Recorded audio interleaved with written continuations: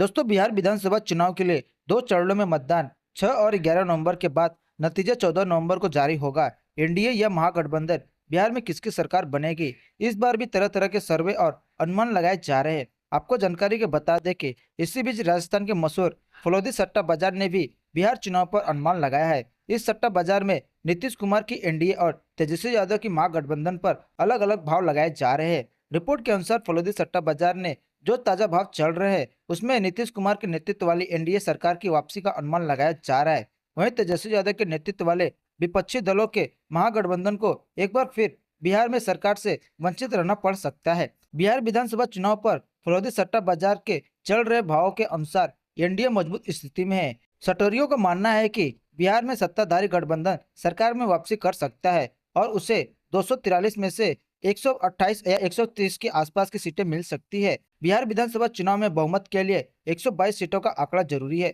आपको बता दें कि फलोदी सट्टा बाजार में एनडीए के अंदर 101 सीटें पर लड़ रही है।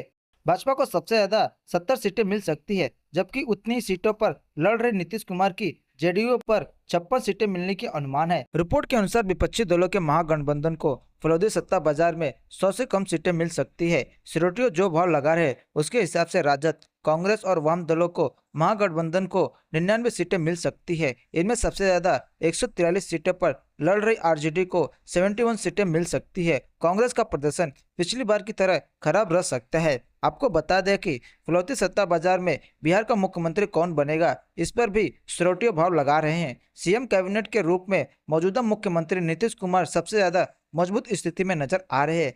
नीतीश का भाव 40 से 45 पैसों के बीच है। सत्ता बाजार के हिसाब से यह भाव बहुत कम है, यानी कि नीतीश कुमार के सीएम बनने की संभावना सबसे ज्यादा है। आपको बता दें कि महागठबंधन के सीएम उम्मीदवार तेजस्वी यादव और जन स्वराज पार्टी के नेता प्रशांत किशोर का फलौती सत्ता बाजार में क्या भाव चल रहा है, इसकी जानकारी फिलहाल नहीं मिल पाई है।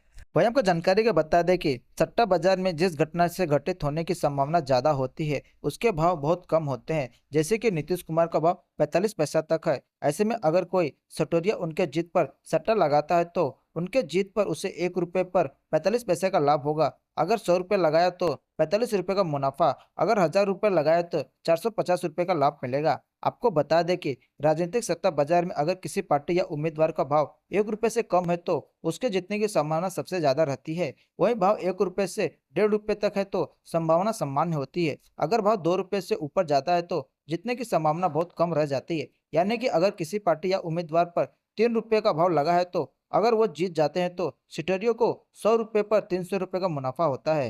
हालांकि सत्ता बाजार के भाव में उतार चढ़ाव होता रहता है। बिहार चुनाव में नतीजे आने में अभी कुछ दिन का वक्त है। ऐसे में सत्ता बाजार में अनुमान बदल सकते हैं। आपको जानकारी के बता दें कि चुनाव में सट्टा लगाना भारत में गैर कानूनी है। भारतीय कानून के अनुसार बिना सरकार की अनुमति से किसी भी प्रकार की सट्टेबाजी या जुआ खेलना, जिसमें चुनाव सट्टा भी शामिल है, अपराध माना जाता है। इसके लिए कानून में जेल और जुर्माना का सजा है। आपको बता दें कि राजस्थान के मारवाड़ क्षेत्र में स्थित फलौदी शहर का सट्टा बाजार काफी चर्चित है। यहाँ चुनाव से लेकर क्रिकेट, मौसम, शेयर बाजार और अंतर्राष्ट्रीय घटनाक्रम के अलावा छोटी सी बड़ी बात पर सट्टा लगाया जाता है। सट्टा लगाना गैर कानूनी होने के बाद भी फलौदी में इसका नेटवर्क चोरी छिपे चलता है। आपको बता दें कि दिल्ली में इस साल हुए विधानसभा चुनाव को लेकर भी फलौदी सट्टा बाजार में सिटोरियो ने खूब सट्टा लगाया था। चुनाव नतीजे से पहले ही इस बाजार में भाजपा की जीत का अनुमान लगा लिया गया था। फिर रिजल्ट में भाजपा ने दिल्ली में लगभग 2.5 दशक बाद वापसी की है। अब बिहार विधानसभा चुनाव में